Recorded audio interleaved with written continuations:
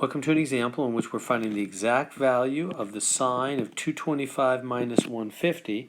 We're supposed to calculate an exact answer using the difference formula. Okay, so what we have here, the sine of 225 degrees, minus 150 degrees. We're going to look at the formula. So right here here's the note sheet I provided for you, the formulas. And down here are the sum and difference identities. It says the sine of x plus or minus y is the sine of sine, cosine, cosine, sine. So I memorized it when I was a student. Remember, sine, cosine, cosine, sine. Like that, just kind of that order.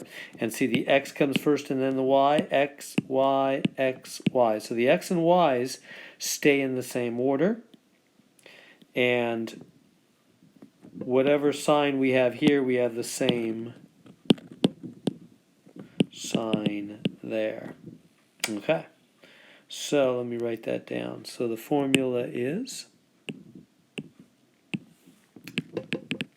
sine of x minus y is sine, cosine, cosine, sine, and just write x, y, keep those in the same order, and whatever sign you have in the middle, it's the same. Now for cosine, if this said cosine here, the sign in the middle becomes the opposite.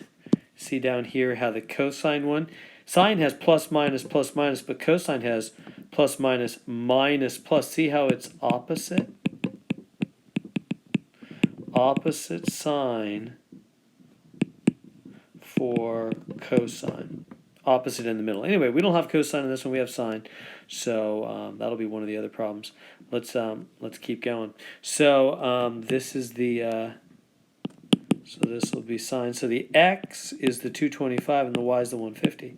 So this will be sine 225 cosine of 150 minus cosine. Again, x is 225.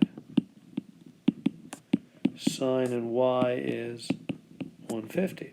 Okay, so now we've got to find the sine of 150 and the sine of 225 and the cosine of 150 and all that kind of stuff. Well, how do we do that? We got to go to the unit circle. So let me see if I can grab the unit circle for us here. Where is that unit circle? Where has it gone? Let me see. I have to go back here in my bank of copied images. I'm getting really far back there. Let me see if I can find. Here it is, the unit circle. All right. Okay, so here we have the unit circle, and what are we looking for? Sine of 225. Right. So 225 right there. So remember, this is cosine, this is sine. So sine of 225, negative root 2 over 2. So this is negative root 2 over 2 times, and that was sine 225. Now cosine 150. Let's go to 150. Remember again, the first one's always cosine, the second one's sine. It's always that order, cosine first, then sine. So the cosine of 150 is negative root 3 over 2. Negative 3 over 2 minus. And then cosine 225. So now cosine of 225, negative root 2 over 2. Times sine of 150 is a half. Positive, regular, a half. Okay, so where does that leave us? Well, two negatives make a positive. And how do you handle these?